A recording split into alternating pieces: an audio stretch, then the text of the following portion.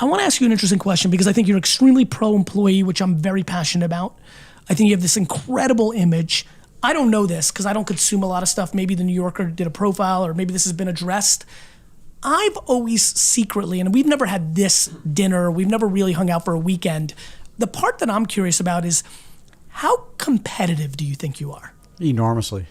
So to me, that's my sense, right? Yeah. Like when I look at you, I'm like, I love this guy, right? He's the best dude and he's doing all the right things, but he's like a sweet assassin. Let's talk about sweet assassin. That's kind of, that's like if you asked me to do word association. I want to confront that one for a please. second. I think about competitive spirit a lot because I need to surround myself just as you do, and I can feel it the minute I come into your office.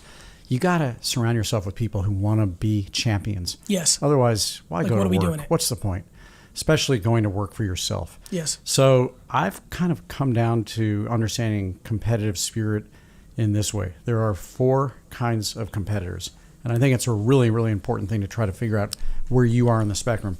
The first one, and by the way, there's not a right or wrong here. Yeah, these are just your 4. The first one is a-competitive. You don't really care if you win or you lose. I have an uncle who I adore who just happy to go to work every day and collect his paycheck, and he's a great dad and husband and uncle, but he doesn't really want to go Is beat that the not world. Competitive at all? He's a-competitive. Like, he just, like asexual, just not competitive. That's what I meant. Okay.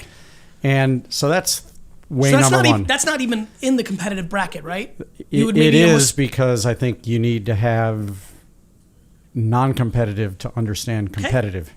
So now you've got 3 kinds of competitors. Go ahead. And I think it's really important to look in the mirror and know who you are along these ways. Self-awareness. Self-awareness. So the first one is the guy who competes primarily with the motivation of beating someone else.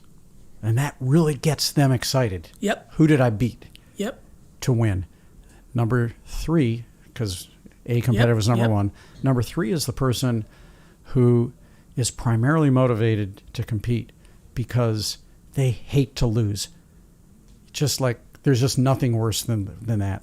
Yep. And then the 4th one is like the great high jumper in the Olympics who competes themselves to outdo their own personal best. They don't care who they beat. They don't care about losing. What they care about is how can I do a little bit better tomorrow than I did yesterday. Yep. And again, there's not a wrong one amongst them. You believe people blend a little bit, probably, right?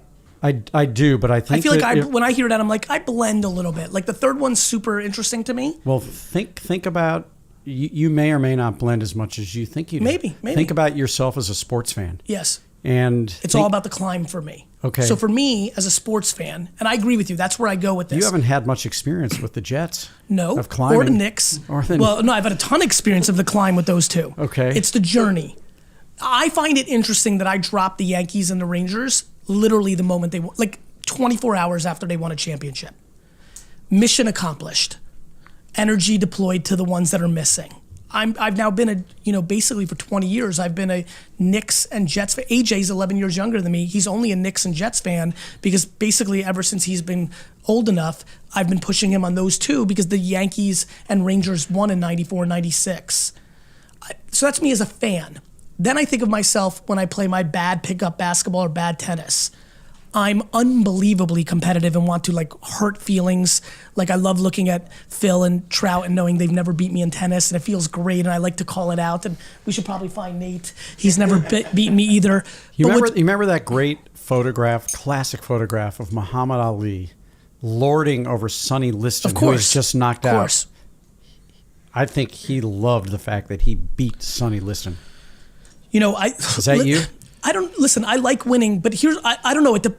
You know what's funny? I know a lot about Muhammad Ali because one of my best friends in the world was his godson, so I know certain things about him. I would say yes, but let me tell you why.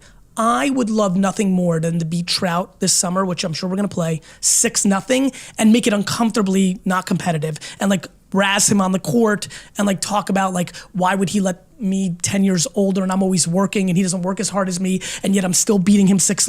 I would love that. But then literally the second that match ends and we're drinking water and walking back to the house, I want to know like, is his relationships going well? How's his sis? Like I'm a very extreme version of very competitive on the court, but then the guy you want to have a beer with right after. Like, I really, when I compete, am quite like a totally different person.